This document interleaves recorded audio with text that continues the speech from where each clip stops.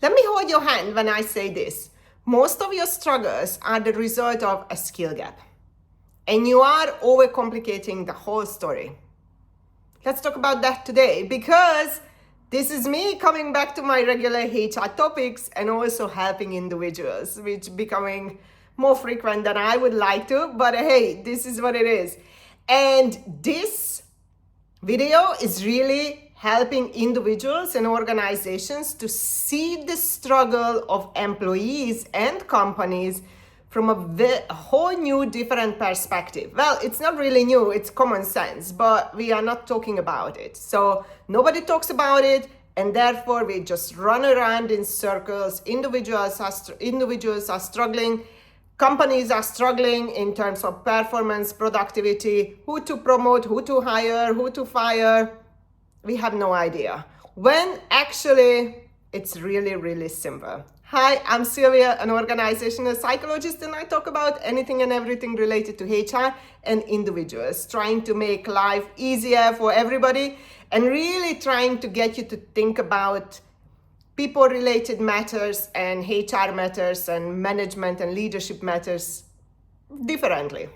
I never ask to agree with me, but I would like just with these videos present a different angle to every topic that I talk about. Now, I made notes.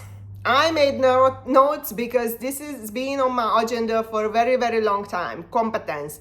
My background is talent management, so this is really what I'm supposed to do for a living and do it really, really well. So let's start with most of your struggle is a skill gap. And when I say this, people push back. And the reason they push back is because today we don't want accountability and we don't want responsibility. But trust me, freedom and happiness lies in responsibility and accountability and commitment. Because the moment you say it is within my control to close that skill gap, life gets easier. But if you say that nobody is upskilling me, then you are waiting for others to do something for you, and you leave yourself so vulnerable and dependent on others. And this is where most struggle lies. Dependency on others and the victim mindset. But we're not going to go there in this video. I want to stick to the skill gap idea. And so the skill gap, or if you will, competency. The competencies. So skills, technical skills, hard skills, soft skills, knowledge, behavior, expertise, and experience. And I give you some examples related to that. So for example, if you are always broke, it's nothing more than you not having financial literacy.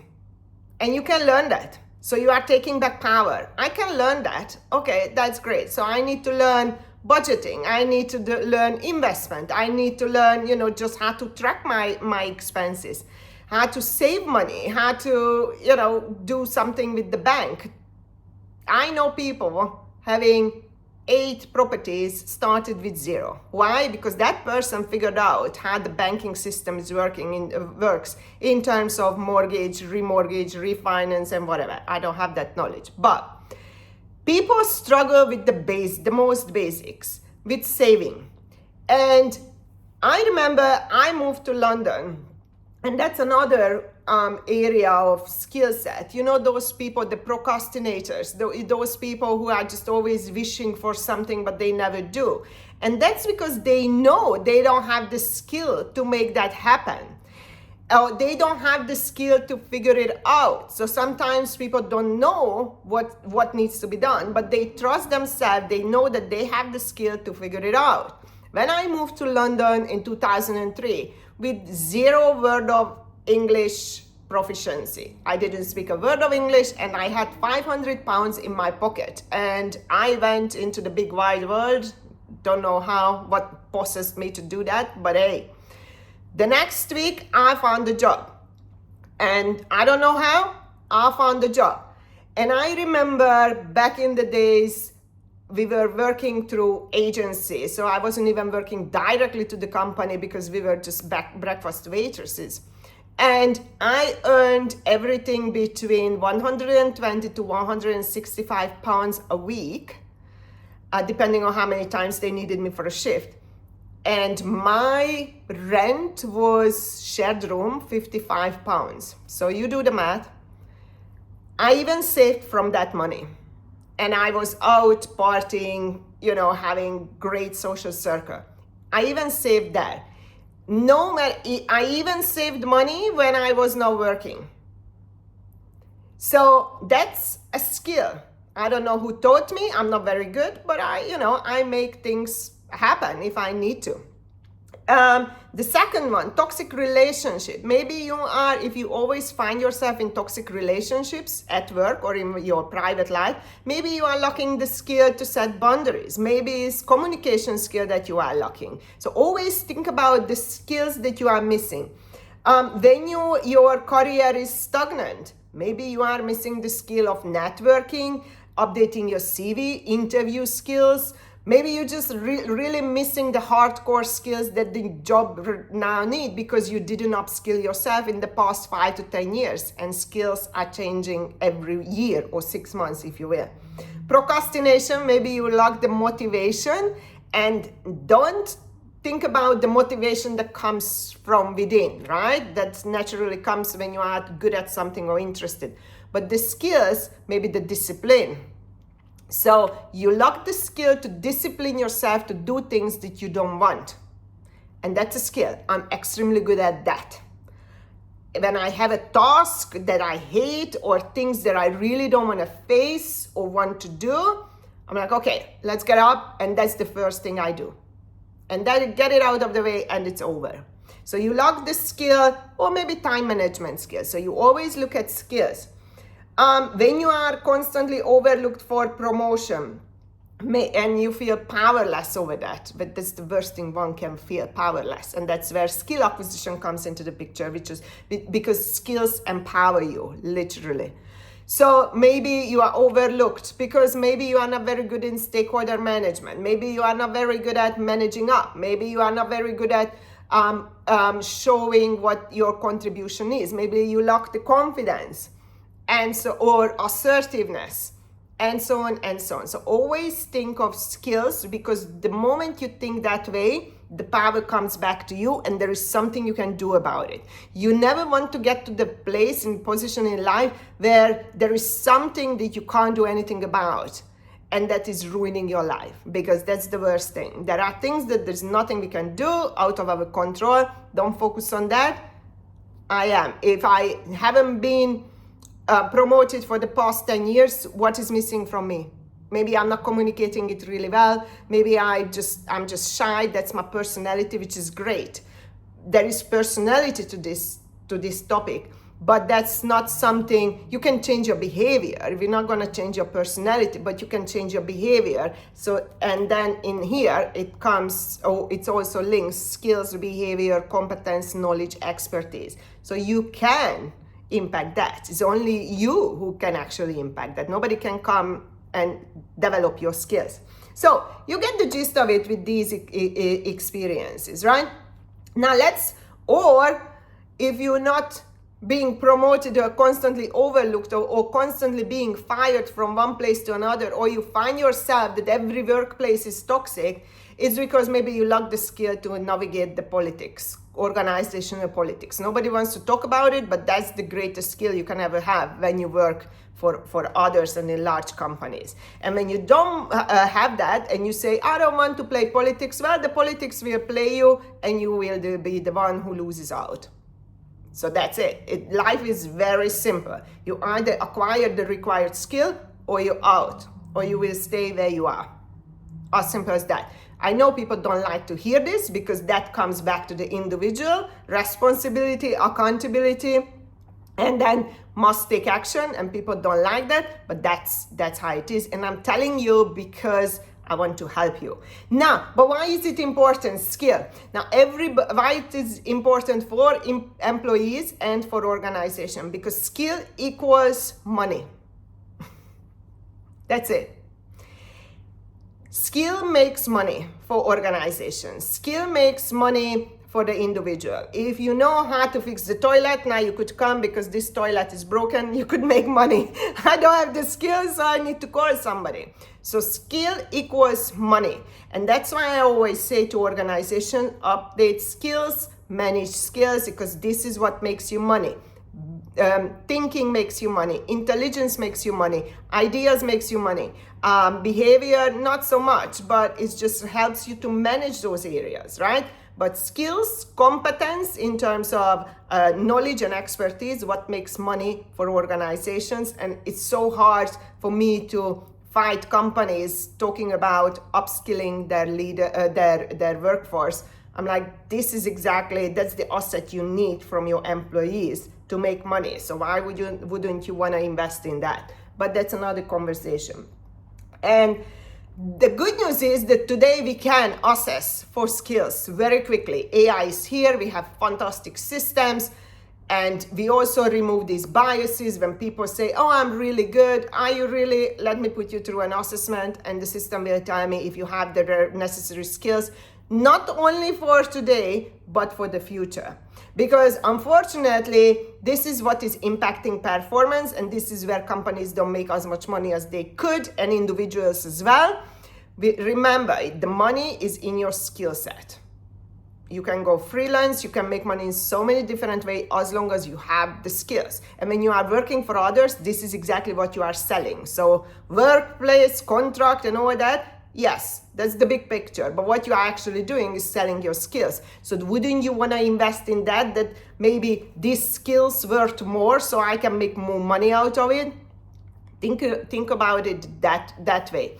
So, and that translates to performance, and people can be assessed for that very easily today. AI will assess that. The other part that I really wanted to talk about is the stagnant workforce, because performance is highly environment dependent. I always said that you can put people in different positions. Maybe they were successful in one and they will not be successful in another because of the environment. And the environment also forces us to constantly upskill ourselves because the environment changes. And that's why I always say that performance, unfortunately, we always look at past performance. I couldn't care less what happened 5 years ago, because the skills we need today has nothing to do with what that person achieved 5 years ago. Now, sometimes, obviously, you would have some relevant skills, core skills for certain roles, but maybe majority of those skills have changed. And we are still talking about during interviews and performance management, and when sometimes we want to keep a person, oh, but you know, that person transformed the company 10 years ago. Okay, but we're not living 10 years ago. Stop looking backwards, nobody cares. What do we need today? What type of skills does that person have that? And what do we need in the next 3 to 5 years? Does the person have that? And if not, this is what we need to develop, those skills. So the person stays relevant, employable, and the company can make money. And also the person can make money because now you have a higher value of skill set, and then you can go and make more money you can ask more money. But sometimes we make this mistake that we keep these people in their places because they did something fantastic in the past, maybe once or maybe repeatedly, but that skill set is no longer needed today. So we need to think about it that way as well. And the reason, and don't understand upskilling as change, because I always looked at it this way, and I'm writing an article about it, that incompetence dislike change. Register that sentence. Incompetence dislike change. Incompetence love the status quo. Incompetence love stagnation. Because when we stay like that, as we are, I'm competent in here. And the moment the world moves, which is constantly moving, right? I become incompetent, all of us. So we are always in between competence and incompetence, no matter what we do. And there's nothing wrong with it. I don't know why incompetence is such a bad word. all of us are incompetent in some and competent in many areas because the world is moving and there is constant need for upskilling. So incompetence like stagnation, status quo, policy, rules, frameworks, 3-step method, and that's normal. So just imagine when you start a new job, start a new thing, start a new hobby, you are incompetent. You don't have the required skills, knowledge, expertise, etc., technique.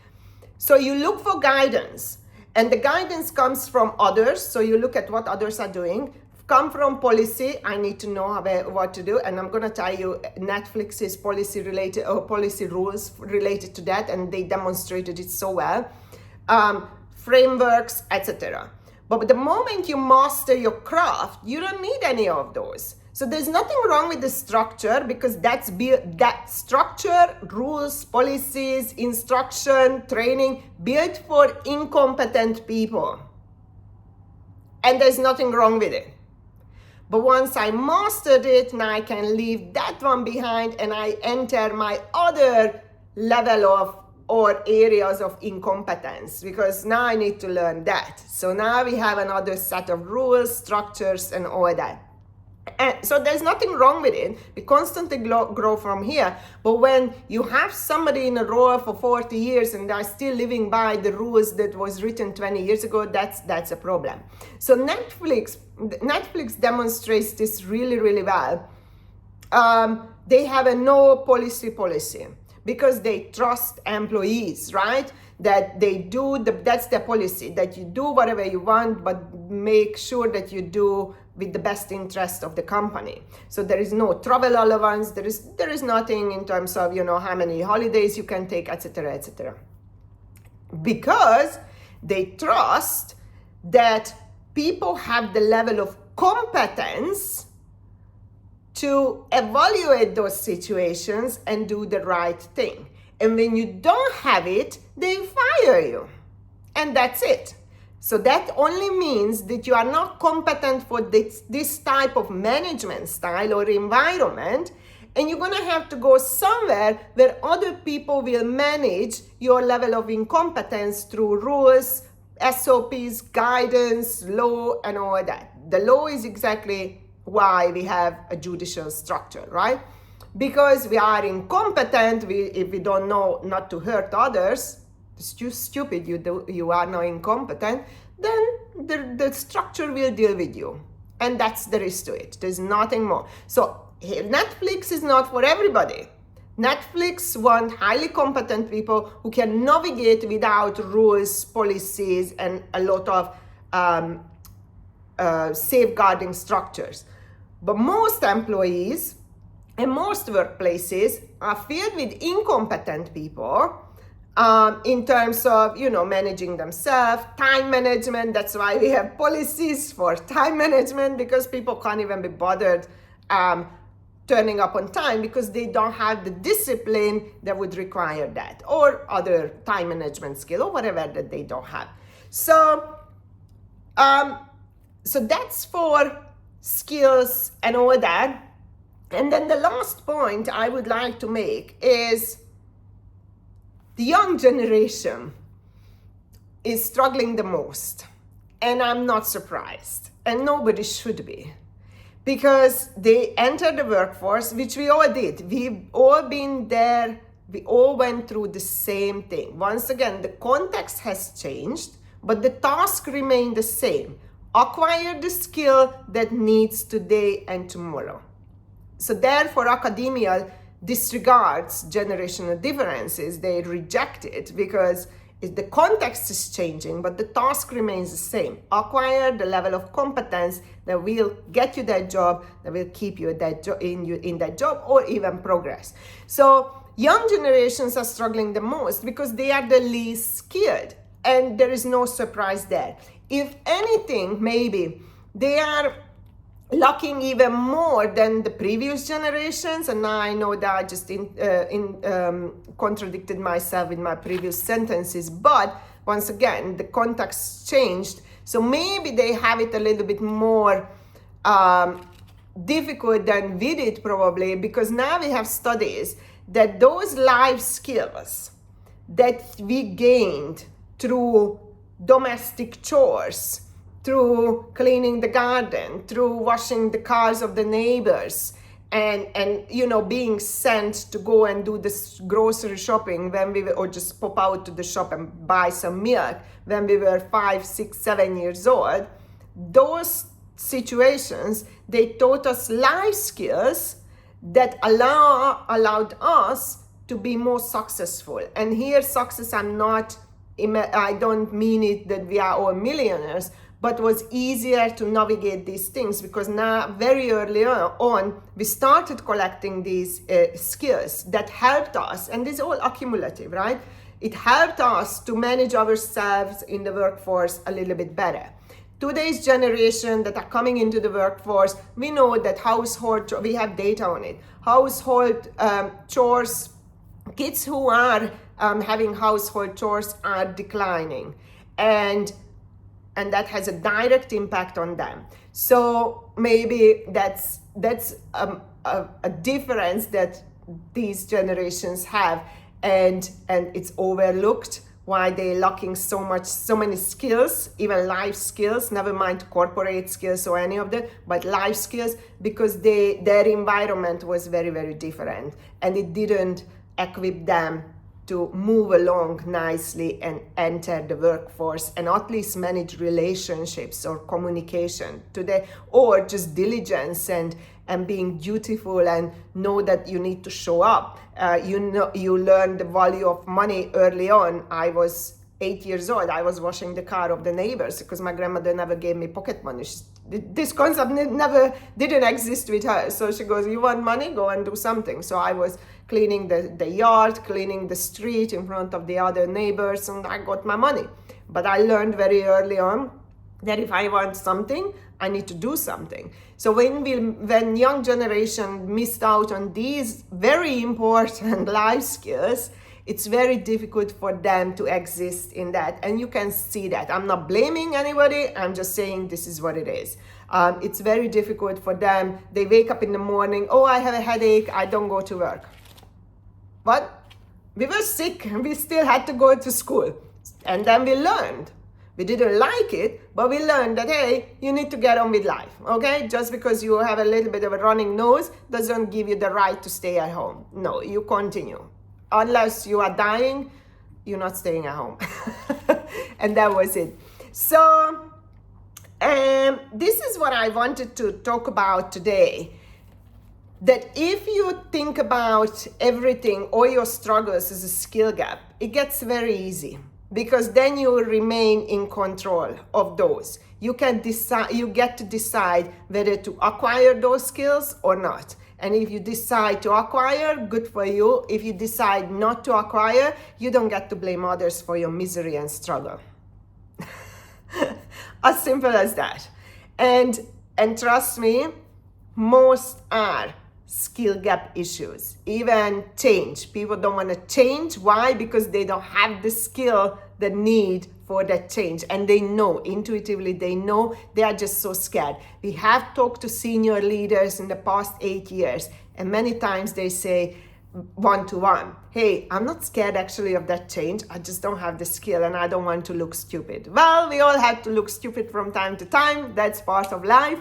But even change, when people push back against something, most of the times you find, an organization find that it's the lack of skills that people don't go along with it, because they know, especially when it comes to technology, younger generations are so skilled in that the older generations are not, and they are the ones who are blocking this change. And instead of doing this stupid buy-in speech. Now, if there was one thing in corporation you can piss me off with, is this buy-in speech. No reason to buy-in. We make a decision, we go with it. And so instead of this buy-in speech and project management and all that kind of saga that we do, let's have this honest conversation with people. Why are you pushing back? Is this because you don't have the skill to know how to execute that change? Let me help you, organizations, to individuals, employees. Let us help you guys to have the skills so we can move on and transition, make that change. That's it. There's no more to it. We don't need to overcomplicate it.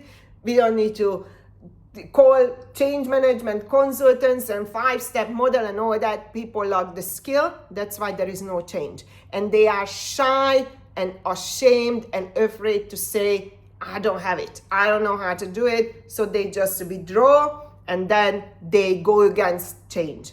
And that's why change doesn't happen. So change management, once again, incompetence doesn't like change.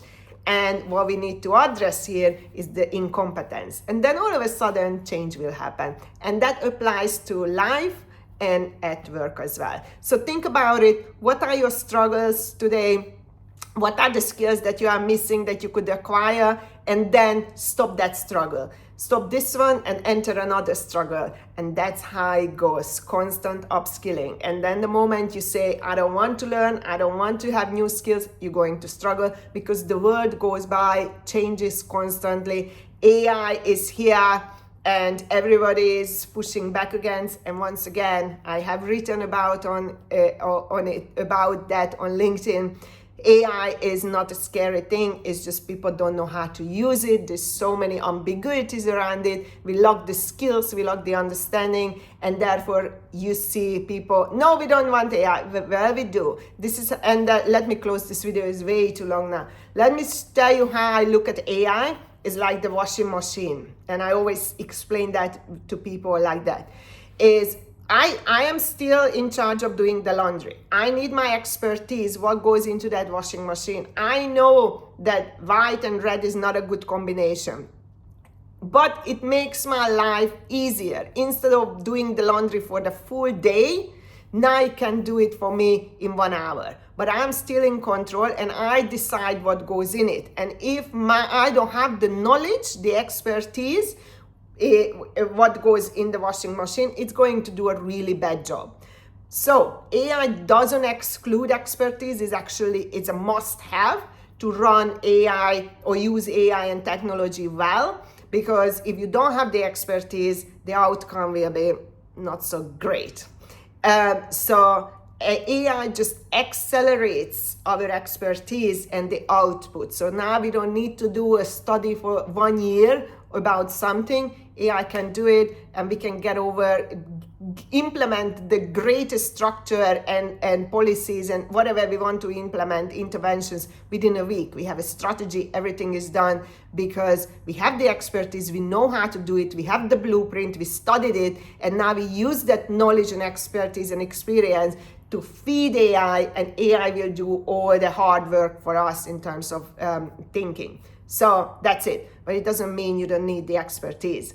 And that's skill development. Now I have what it takes to think about it and to decide, critically analyze what AI is giving me. And then when it's not great, because I know what great looks like, I push it back with clear and more instruction, better instruction, so it can give me what I actually want. And that's it. So skill development, core competencies, knowledge, expertise, and experience, plus AI is a fast output and high performance. I hope this helped, and this is way too long, and I need to go to the club. Yes, I'm so old. 3 p.m. I'm going to the club. Anyway, bye. See you next time.